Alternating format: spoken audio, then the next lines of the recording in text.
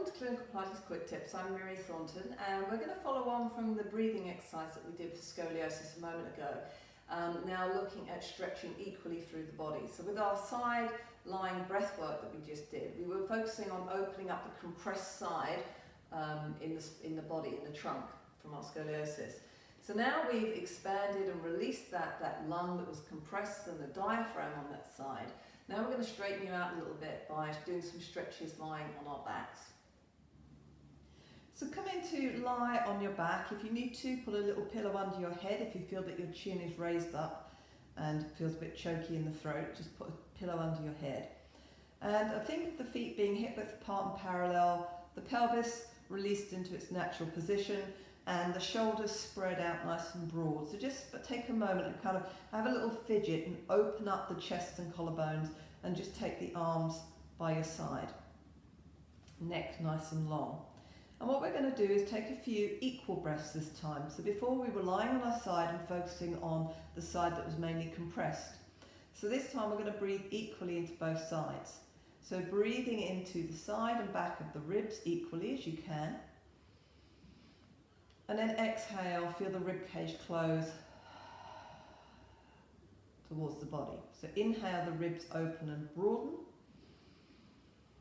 And then exhale, they close in towards each other. So we'll do a few rounds of breath like this, just opening and expanding the sides of the ribs. Remember, you don't want to take more than about 6 deep breaths in a row, maybe even less than that if that's a lot for you. And then once we've done that, just allow the breathing to come back to its normal pattern of breath. And then we're going to think of taking the arms by our sides, up over the chest, and then stretching the arms over the body, away from the hips. Take a big breath into the sides and back of the rib cage equally. And then as you exhale, stretch the arms away. Breathing in equal left and right. Then breathe out and stretch the arms away. And then bring the arms back by your side to rest. So what we want to think of doing is breathing equally into the side and back of the ribs, so we've got equal expansion of the rib cage. And then as we breathe out, we want equal closing of the rib cage. So before we were thinking of my left lung being closed and compressed on that side because of my curvature. So now we've straightened that up a little, and we're going to think as we breathe out, the right rib cage draws into the left rib cage, like the sense of the rib cage closing in on each other as we stretch the arms away. So let's try that again. So we lift the arms up, take them over the head, arrive, take a nice breath in equally, left and right. Then as you breathe out, draw the ribs towards each other and stretch the arms away.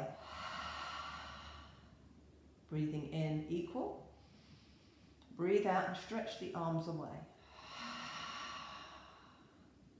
And then bring the arms back to center.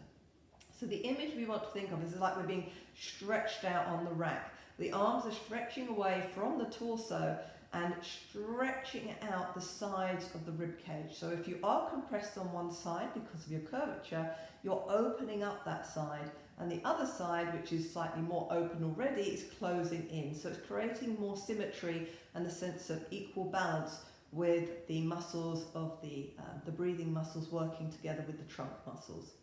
And then if you want to make that even stronger, you could try it with your legs straight as well. So the legs straighten out, the arms straighten out, we take a big breath in, and as we breathe out, push the heels away from the body, tighten the buttocks, and stretch through the arms as you exhale.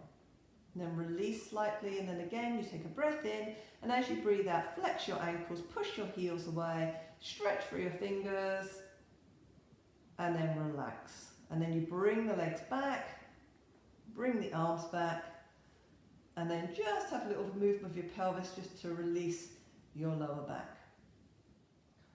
So that was just doing some stretches, lying on your back to bring that scoliotic curve into a more symmetrical position. So releasing the area which is compressed and closing within the lung cavity, and then bringing it more into an aligned position, and using the stretch of the arms to help that stretch in your trunk, so you're getting a sense of lengthening through the side of the body. So if I was collapsing here, I want to think of lifting through that side and stretching the arms equally away. And then we made it slightly harder by stretching the legs away as well. So remember, building to these movements gradually. Don't just try and go for the end version straight away just because it feels you should. It can be a very subtle release, and that's what you want. You don't want anything too drastic to your body straight away. You just want to ease the body in gently and introduce it to these movements. So sometimes just breathing is enough to start to feel the changes within your body and not to overdo it, because less is definitely more in this instance. So I hope that's helped. If you get any pain, make sure you go and see your clinician and make sure that these exercises are right for you. So thank you for watching.